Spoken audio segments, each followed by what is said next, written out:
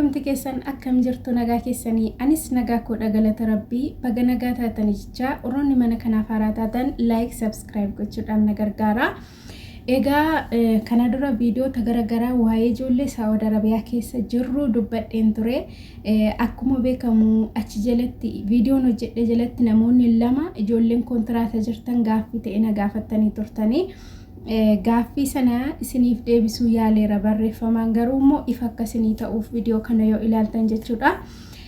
Isin kontiraata jirtu waggaa lama finne namittiin yoo immoo namichi kan isin fudhate waggaa lama yoo xumurtanii galuu dandeessu. Waggaa lama utuun xumuriin galuu yoo barbaaddan immoo manni sun yoo isiniin taane ta'e immoo birrii kan keessaniin tikkeetti naakutii nangalaa jedhaati gaafadha. Maybe yoo tole jettee singashiteef malee isin gashuu hin dandeessu. Sababni isaa gaafa isin fuute kontiraata waggaa lamaa farramtee isin fu'atte waan ta'eef galii jettee isin gaggeessuu hin dandeessu. Arabni jechuudha akkuma beekamu. Humna keenya jaallatu waan ta'eef garuu carraa isin qabdan yoo jiraate birrii kan koodhaan tikkeetti kan koodhaan kutii na gaggeessii gara biyyaa galuu barbaada. Yoo maatii koo miidhame yoo kana jettanii illee yoo xinnoo shawwaddani malee Araboonni akkasumatti waggaa lamaaf isin farramanii fudhatanii ka'anii isin galchuu hin danda'ani. Ofirratti arginee jirra waan ta'eef kana jechuudha. Ani qadam je'ee gara biyya kanaa yeroon dhufe xiqqoo ishee maatii jinii walii galtee waan dhabneef nagashi jedhee kadhadheeniira waggaa tokko jedhee booddee jechuudha.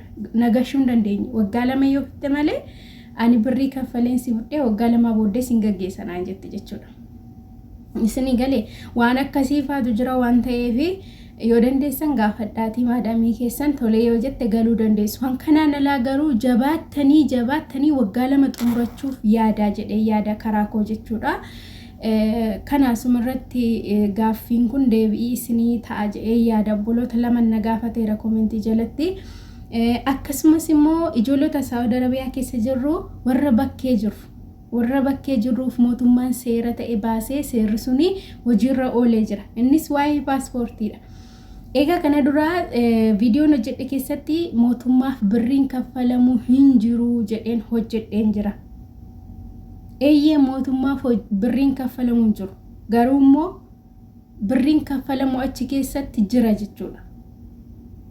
Birriin kaffalamu jira. Qabatamaadhaan namoonni baafatan jiru jechuudha.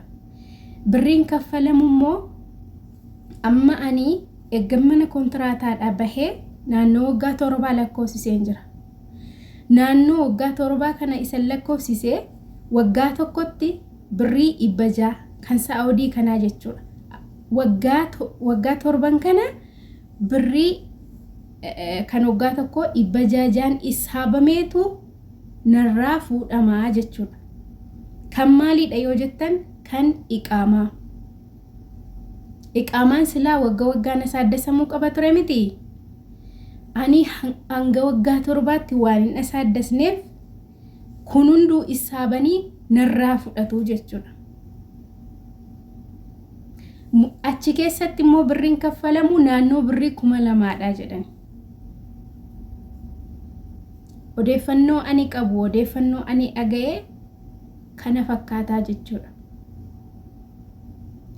Kanaaf birriin achi keessatti bahu hamma isin baatan jechuun baatanii waggaa lamas bakkee turtanitti yoo ta'e 2,200 waggaa 3 yoo turtanitti ta'e akkasuma isaabamee bira ga'amaa jechuudha. Ani amma akka mataa kootti waggaa 7 jechuun 600 isaaba bira ga'a. 4,000 wayiidha jechuudha. Inna kana kaffalee paaspoortii yoon qabaadhe yookiin immoo lakkoofsa paaspoortii koo yoon qabaadhe yookiin immoo koppii paaspoortii koo yoon qabaadhe birrii 4,000 fi kan Saa'udii kanaa 4,000 wayii kaffaleen iqaamaa sana baafachuu nan danda'a jechuudha. Kanadha jechuudha. Amma hojiirra ooleera hojjetamaa jira namoonni baafachaa jiru ijoollonni garagaraa baafachaa jiru wantichi dhugaamadha jechuudha dhugaa rabbii. Innaa ammallee carraa kanatti kan hin fayyadamne fayyadamaa isin gargaara waan ta'eef jechuudha. kana fakkaata jechuudha. Warroonni mana kontiraataa jirtan immoo adaraa bakkee hin ba'ina. Yeroo ammatti xiqqoo ishee Saa'udiin akka durii miti. Yoo bakkee baatan hojiillee argattanii jijjiiramee jira Saa'udiin durii fi Saa'udiin ammaa tokko miti jechuudha. Ol bira qabnee yoo ilaalle. Inna mana kontiraataa gaafa baatanii bakkee birrii guddaadhaanii hojjedhaa firiidamiin qaba jettanii gaafa baatan rakkoo irra bu'uu dandeessu. Yoo isiniif danda'ame manuma kontiraataa sana waggaa 2 taa'aa yookiin waggaa 3 taa'aa waggaa 4 taa'aa nama gaarii taanaan taa'aatii hojjetadhaatii biyya galaa. Saa'udii keessatti baddanii bakkeen hojjedha jettanii hin yaadinaa. Sababni isaa jijjiiramaa jira bakka ijoolleen keenya ijoolleen bakkee jiranii kallatti garagaraan du'aa jiru. Viidiyoota garagaraa argaa jirtu. Mana hidhaa keessatti kan jiran namoota hamma kana. Guyyaatti namoonni qabamaa oolu, guyyaatti namoonni miidhamaa oolu. Lammii keenya baay'eetu miidhama.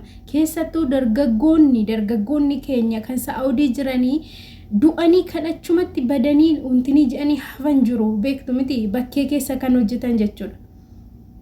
Yeroo darbe Saa'udii kana keessatti qilleensi jabaan awwaarri kan ka'e beektu namoonni baay'een achi keessatti bakkee sana keessatti du'aniiru. Namni garagalee ilaalee hin jiru. Kanaaf ijoolleen keenya Saa'udii jirtan mana kontiraataa abba'uuf bakkeen hojjedha jettanii yaadan piliis akka kootti hin bayinaa achuma hojjedhaa jechuun jaalladha. Yaadaani qabu kanarratti kanadha jechuudha. Gaafiin keessan deebii argateera jedhee yaada. Waa'ee paaspoortiif immoo akkuma isiniin jee namni kamiyyuu deemee baafachuu danda'a. Garuu birriin kaffalamu kan iqaamaa waan waggaan asaaddasamu waggaa 2 ta'e waggaa 3 ta'e kan teessan yoo jiraattan isa kaffaltanii asaaddasachuu dandeessu jechuudha. Kun carraa gaariidha. Namoonni itti fayyadaman baay'een isaanii jiru. Mootummaan kana baasuusaatti guddaa isa galateeffannaa. Akkasumas immoo lammii keenya bakkeetti dhumaa jiran warrallee ammallee higgaawii hin taane warra daldalaanii fide jechuudha. Isaan du'aa jiru. Guyyaatti namoota baay'eetu du'aa jira. Isaaniif illee sagalee taana jechuun jaalladha. Waaqayyo gooftaani nageenya isaa haa buusu. Firdii du'aa nurraa haa kaasu malee